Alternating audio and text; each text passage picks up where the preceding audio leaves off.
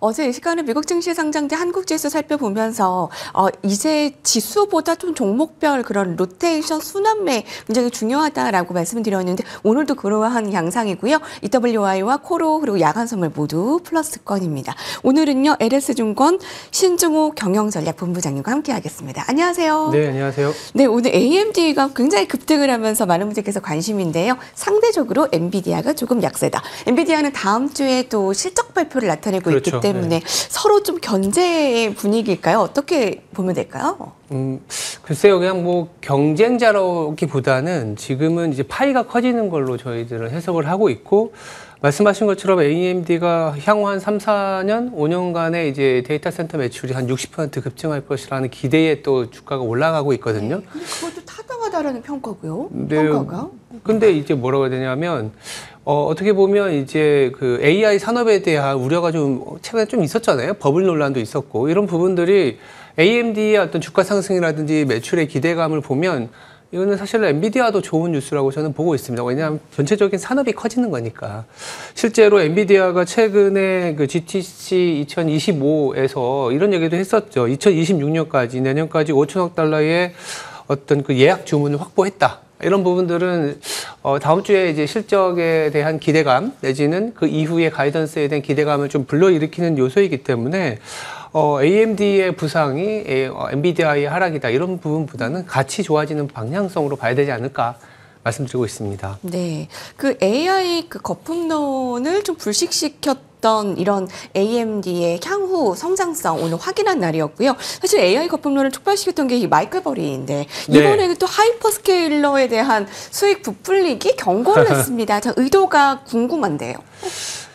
마이클 버리가 얘기하는 부분들이 너무 허무맹랑한 얘기는 아니에요. 물론 그렇긴 하지만 지금 당장 그게 문제가 될 것이냐라는 측면을 봐야 되는 거고, 빅테크, 예를 들면 빅테크들이, 그러니까 네트워크 컴퓨팅 장비에 대해서 이제 감가상각을 하는데, 이게 3년이 아니라 5년에서 6년으로 늘어났다. 그러니까 100억 달러가 만약에 감가상각비가 있다 그러면 3년으로 하면 매해 30억 달러씩 어떻게 보면 손익이 발생하는 거지 않습니까? 근데 5년이면은 뭐 20억 달러면은 뭐 약간 축소되는 거 아니냐. 근데 이거는 사실은 메인은 아니고, 지금 하이퍼스케일러들의 어떤 캐펙스가 현금 흐름으로 커버할 수 있느냐, 아니면 현금 흐름 대비 몇 %냐가 중요한데 지금 70% 정도 수준이거든요. 그래서 충분히 감내할 수 있다라는 부분이고, 간밤에 야데니 리서치의 야데니 대표도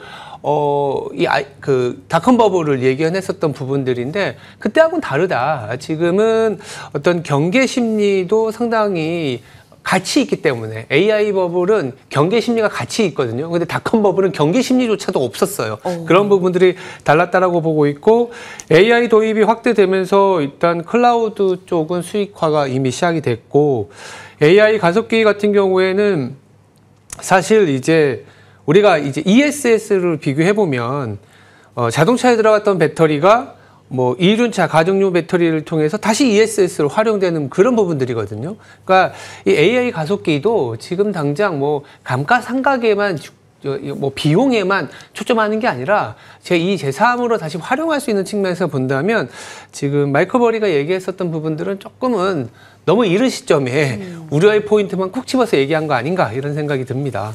사용 수명을 과도하게 길게 잡아 감가상각비를 줄이고 있다. 가장 흔한 이익 부풀리기 수법이 될 수 있는데 지금 이 시점에서는 크게 뭐 염려한 상황은 아니에요. 타이밍으로 봤을 때는. 맞습니다. 네, 그렇게 보게 되네요. 네. 사실 나스닥이 조금 이번 주에 쉬어가는 것 같은 모습이자 바이오가 뛴다. 이 바이오 지수 NBI가 역사적 신고가 5,500을 돌파했습니다. 오늘 또 일라일리 나도 또 그 급등 보이면서 어제는 또 머크가 급등을 보이고, 미국 제약 바이오주 관심 유효, 이게 왜냐하면 또 국내 제약 바이오주까지 또 많은 분들께서 관심이기 때문에 좀 판단해 주시면 좋을 것 같아요. 그러게요. 뭐 그렇게 될란지 몰라도 어저께 또 ABL 쪽에 뭐 좋은 뉴스가 나오다 보니까 미국에서 오히려 상대적으로 나스닥이 조금 늘리는 상황에서 바이오라든지 다른 다우 지수가 소위 키 맞추기를 하고 있는 상황이기 때문에 관심이 갈 수밖에 없는데, 이 바이오가 가려면 여러 가지 조건이 있겠지만 저희들은 한 3가지 조건이 좀 맞아야 된다고 보고 있어요. 첫 번째가 이 금리 인하 사이클일 때 바이오가 상대적으로 퍼포먼스가 좋았다라는 측면인데 지금 금리 인하에 대한 기대감이 조금 높아지는 부분들도 시장에서는 바이오 보자라는 얘기들도 나오는 것 같고 더불어서 이제 벤처 시장으로 초기의 자금들이 상당히 바이오 쪽으로 많이 가져야 되는데 당장은 이런 부분보다는 AI 쪽으로 사실 벤처 시장들은 자금이 몰리고 있기 때문에 주도주인 AI가 안 가고 나스닥이 특히 이제 바이오가 간다 이런 부분은 아닌 것 같아요. 그러니까 AI라든지 기존의 빅테크들이 조금은 수익률이 너무 편차가 있었던 부분들이 다른 업종이나 나스닥에 있는 바이오가 조금은 순환매적인 측면 내지는 키 맞추기 측면으로 저희들은 바라보고 있기 때문에 약간 일정 부분은 보완적인 측면이 연말까지 이어질 수 있지만 그 과정에서 이제 기존 주도주들이 하락하기보다는 다시 치고 가면서 어떤 히스토리 하이를 기록하는 건 또 빅테크 중심이지 않을까 이런 말씀을 좀 드릴 수 있을 것 같습니다. 네. 여전히 이제 빅테크가 쉬어가다가 또 갈 것이다라는 쪽에 좀 더 초점이시네요.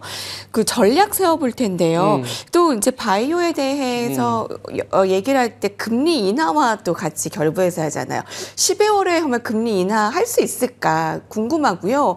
셧다운에 대한 이제 해제 그 기대감으로 다시 이제 다우지수도 오르고 하는데 그 CPI와 고용 지표가 안 나올 수도 있다. 셧다운에 대한 그 간밤에 그 백악관 대변인 레빗이 CPI고 하고 고용 보고서는 안 나올 수 있다 이런 얘기를 했어요. 왜냐하면 고용 보고서 같은 경우에는 두 가지 측면에서 집계가 되거든요. 가계와 이제 기업들. 가계에서는 일일이 이제 소위 말해서 공무원들이 수집을 하는 방식이기 때문에 공무원들이 5주 동안 일을 못했다. 그렇다면은 가계에 기준한 데이터들은 못 나올 수 있다라는 거는 시장에서도 예상을 하고 있었어요. 이를테면 실업률이라든지 경제활동 참가율 같은 경우에는 나오더라도 약간 신뢰도가 떨어지는 데이터인데 반면에 이제 기관에서 입력하는 데이터 이를테면 뭐 이렇게 페이롤 급여라든지 시간당 근무 같은 경우에는 충분히 지금 기록을 하고 있기 때문에 발표할 수 있지만 이 부분까지 안 나오는 건지 아니면 가계와 따로 해서 기업만 나올지는 그 레빗의 발언에서는 정확하게 모르겠어요.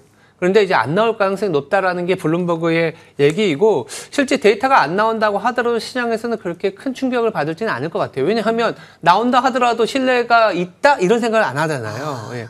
그리고 최근에 이제 연준에서 간밤에도 약간 의견들이 갈리곤 있는데 좀 의미 있는 얘기들은 일단 고용 시장이 안 좋은 점에 조금 포커싱을 하고 있는 것 같고 존 윌리엄스 같은 경우에는 오히려 QT를 종료하는 게 아니라 채권 매입을 다시 좀 시사하는 듯한 발언도 했거든요. 그래서 금리 인하에 대한 기대감은 여전할 것 같고 그러니까 연말 연초로 넘어가는 과정에서 셧다운이 지금 하원에서 투표를 하고 있지 않습니까?